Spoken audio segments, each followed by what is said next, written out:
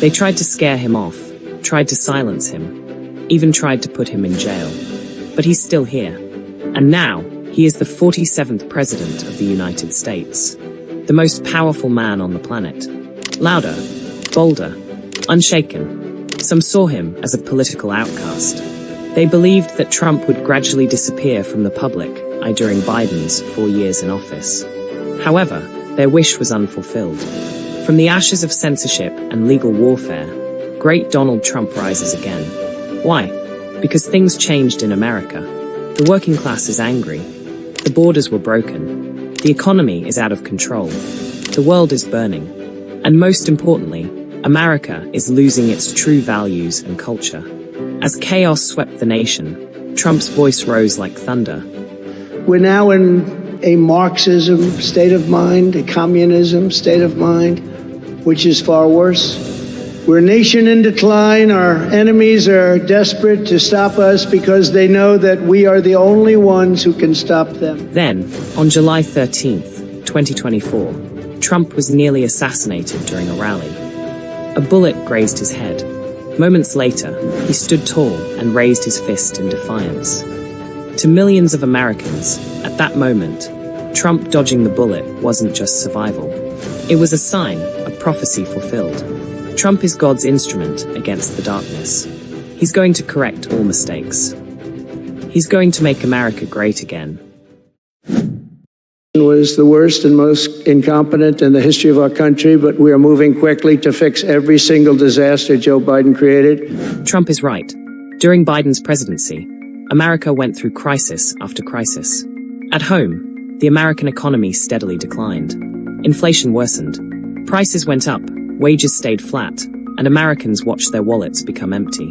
The working class, once the pride of the nation, was completely forgotten. Manufacturing jobs continued to vanish. Factories closed. And America, once an industrial powerhouse, was hollowed out. Biden just ignored them. Instead of confronting these challenges, Biden prioritized political correctness. He made DEI the guiding principle of his administration, choosing officials based not on competence, but on identity. This led to a bloated, inefficient federal bureaucracy filled with unqualified, ideologically driven individuals. He allowed the southern border to remain wide open, letting waves of illegal immigrants pour in, overwhelming cities, burdening services, and taking jobs from legal American citizens. Biden continued to approach both domestic and international issues with Cold War thinking, rigid, outdated, and disconnected from reality. The Russia-Ukraine war escalated with his help. Global peace unraveled, and Biden had no answers. I wish he was a great president. I would rather have that. I wouldn't be here. I don't mind being here. But the only reason I'm here is he's so bad as a president. It was clear. Biden had been abandoned. Abandoned by the times. Abandoned by the people. In early 2022, war broke out in Eastern Europe. Russia launched a full-scale invasion of Ukraine. A bold move rooted in years of growing tension between Moscow and the West. But this didn't come out of nowhere. Biden repeatedly voiced strong support for Ukrainian President Volodymyr Zelensky and hinted that Ukraine had a clear path toward joining NATO. But this was a dangerous signal. To Zelensky, it sounded like a green light. To Putin, it was a red line being crossed. Zelensky, emboldened by Biden's words and promises, made a fatal decision to stand firm and reject any compromise with Putin. He believed Biden had his back. But Biden's promises came without guarantees. Without troops, without real protection. The reality is, Ukraine was left to burn, and America was left footing the bill. Biden used American taxpayers' money to fund a war that could never be won. He didn't act as a mediator, he acted like a warmonger. Every speech, every sanction, every weapons package sent the same message. More conflict, not less. What's even more ridiculous is that Biden was neither capable of helping Ukraine win nor of ending this war. He has no leadership. He betrayed the American people. Well, sir, if we don't pay and we're attacked by Russia, will you protect us? I said, you didn't pay? You're delinquent? He said, yes, let's say that happened. No, I would not protect you. In fact, I would encourage them to do whatever the hell they want. You got to pay. You got to pay your bills. Trump is so wise. Thanks to the efforts of the Trump administration, the United States and Ukraine signed a mineral agreement. which means that in the future 50% of Ukraine's mineral profit will belong to the United States. This is an extremely smart decision. No matter who wins or loses, the United States will gain huge benefits. A responsible American president shouldn't pour billions into wars that have nothing to do with US. A responsible American president should make money and spend it on the American people, rebuilding cities, securing borders, and bringing jobs back home. America first. Forever. America's workers remember a different time, when a hard day's work meant dignity, when a factory job could raise a family, when the American dream felt real. But those days are fading fast. The plants shut down. The jobs moved overseas. And now, even the dignity is gone. While working Americans lose everything, Biden celebrates free markets and foreign deals. He doesn't speak their language. He doesn't feel their pain. He doesn't even see them. To them, Biden isn't just another president. He's the symbol of a political class that forgot them long ago. A polished insider, with no place in his plans for the people who built this country with their hands. While Biden whispered to elites in closed rooms, Trump stood in open fields, promising to bring back jobs, pride, and the American way. You built this country. You know, you people built this country. You people and others like you built this country. By the time I came into office, many feared that the Mon Valley would lose up to 3,000 steel jobs. But I promised the people of Western Pennsylvania that I would never, ever let that happen. And as president, I kept that promise. Boy, did I keep that promise. Trump didn't speak like a politician. He didn't pretend to be perfect. But he understood one thing. The system was rigged against the working class. And he wanted to flip the table.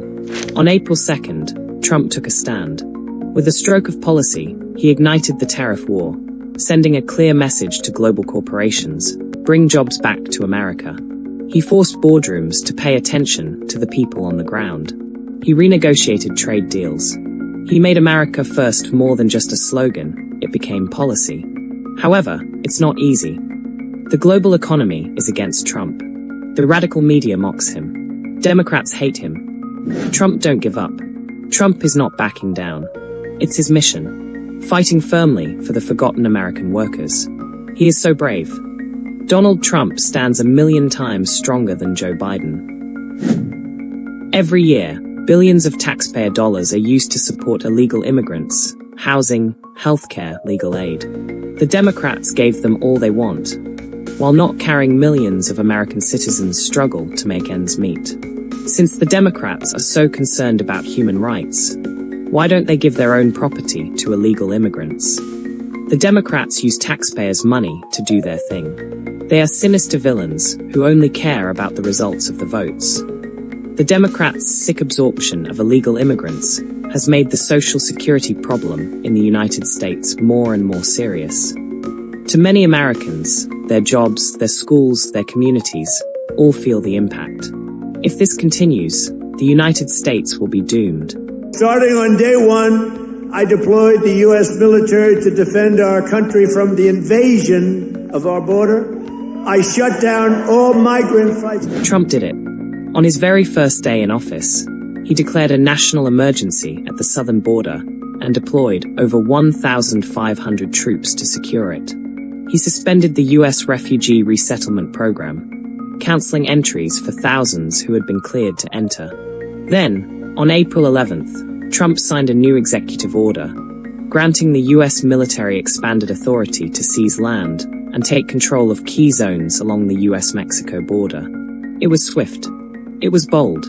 And for millions of Americans, it was long overdue. That's why he earned their trust, and why he's back as President of the United States. He put Americans first, and Americans believed in it. Under the Biden administration, merit took a backseat. DI, diversity, equity, and inclusion became the new commandment of the federal government. Every hire became a political statement. Every position, a diversity checkbox. But while the media celebrated symbolism, America watched competence vanish. In fact, everyone knows that America is sick. When disasters struck, the officials in charge were unprepared. Planes were grounded. Borders collapsed. The people in charge weren't chosen for their qualifications, but for the labels they carried. We believe that whether you are a doctor, an accountant, a lawyer, or an air traffic controller, you should be hired and promoted based on skill and competence, not race or gender. Trump rejected the politics of appeasement. For him, leadership is not about who you are, it's about what you can do. He surrounded himself with capable persons, people who got results, not retweets. In Trump's America, results matter more than rhetoric. And that's why millions turned to him. Not because he told them what they wanted to hear, but because he did what others refused to do. Tell the truth. Hire the best. And fix what's broken. During President Trump's second term, to tackle federal government inefficiency and massive spending on DI program, he signed Executive Order, establishing the Department of Government Efficiency, known as DOGE. Elon Musk was appointed to lead DOGE, tasked with modernizing government technology, optimizing workforce management, and cutting unnecessary expenses. The mission of DOGE is to bring advanced technology and management practices to the government, ensuring taxpayers' money is spent wisely and effectively. However, DOGE's streamlining of federal bureaucracy struck a nerve, threatening the entrenched interests of career bureaucrats. With their privileges at risk, public sector unions pushed back hard. The Democrats fanned the flames, weaponizing the media to twist the narrative and incite outrage. Far-left agitators took to the streets, targeting Elon Musk as the face of reform. Tesla vehicles were vandalized, protests turned violent, and chaos followed, all because one man dared to challenge a bloated system. Despite the pushback, Musk remains firm that bold reforms are necessary to create a government that truly serves its people, efficient, accountable, and modern. But it wasn't only about Elon Musk. It was never just about DOGE. The radical left and their Marxist allies has a bigger target all along: President Trump. His very existence is a threat to their grip on power. Not because he breaks the law, but because he breaks their narrative. They accuse. They destroy. To them, opposing Trump isn't a political stance, it's a religion. Blind, furious, fanatical. Reason no longer matters. Facts are ignored. If Trump supports it, they'll burn it. If Trump builds it, they'll tear it down. This is not opposition. It's obsession. And behind the slogans and masks lies a single goal: to erase Trump, and with him, erase the America that once stood tall. But Trump doesn't run from their hate. He thrives in the storm. He knows it's time to declare war on these lunatics. The dark woke, a term describing the ruthless, malicious political campaign waged against Donald Trump. It's a movement driven by lies, slander, and radical rhetoric designed to undermine and silence Trump. These are not mere critics. They are extremist leftists, intent on reshaping America by any means necessary. They're radical leftists, Marxists who want to destroy everything that made this country great. The time has come to reclaim our once great educational institutions from the radical left, and we will do that. Trump launched a full-scale war against the heart of the dark woke machine. Columbia fell first, forced to expel radical agitators and restore law to its chaotic campus. But Harvard, arrogant, defiant, drowning in decades of leftist rot, thought it could resist. Trump struck without hesitation. $2.3 billion in federal funding, frozen. Research grants, cancelled. Their tax-exempt status, under siege. This wasn't politics. This was battle. Trump made it clear. No institution, no matter how elite or ancient, would be allowed to harbor Marxist extremism or preach hatred under the mask of academia. When Harvard refused to act, Trump acted for them, crushing their influence, exposing their hypocrisy, and declaring that anti-Semitism, identity politics, and intellectual cowardice would no longer be subsidized by the American people. The elites cried foul. The media screamed. But millions of Americans saw the truth. Trump wasn't attacking education, he was rescuing it. The fight against the dark woke was more than politics. It was a battle for the soul of America, a struggle between radical ideology and traditional values. In a war waged not with bullets, but with courage, clarity, and consequence, Trump stood alone, unafraid, unbending, and unyielding. The elites in Washington and Wall Street fear Donald Trump like no other. Why? Because he refuses to play their games. He breaks their corrupt systems and puts power back where it belongs, with the American people. For decades, the elite class got comfortable. They made rules to serve themselves, not the people. They thrived on broken promises, on presidents who talked big, but changed nothing. These elites hide behind wealth and influence, but Trump shines a light on their greed and cowardice. He speaks for the forgotten, fights for the hardworking, and won't be silenced by their lies. Trump isn't there to manage decline. He comes to fight it. But while the elites fear him, the world respects him. World leaders recognize strength. They see a leader who puts his country first, who speaks boldly and acts decisively. Trump's America is respected again, not because he seeks approval, but because he demands respect. The world watches as he restores pride, power, and prosperity. Elites tremble, but the world stands in awe. This is Donald Trump, a true leader for America and the world. In a world overshadowed by darkness, confusion, and decay, one man emerges as a beacon, a guiding light cutting through the shadows. President Trump is not merely a politician. He is the flame of hope igniting a nation's soul. He is the light in the darkness, the unyielding force standing against the chaos that threatens to consume America's greatness. He was born to save America, born to awaken the spirit of a proud nation and to make America great again. His mission is clear, his resolve unbreakable. When others wavered, he stood firm. When voices of doubt echoed through the halls of power, he raised a voice of truth, strength, and unwavering conviction.